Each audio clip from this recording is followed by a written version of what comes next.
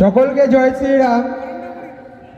আমাদের সকল রাম ভক্তদের উদ্দেশ্যে বলা হচ্ছে যে আপনারা খুব শীঘ্রই রামলীলা ময়দানে উপস্থিত হন।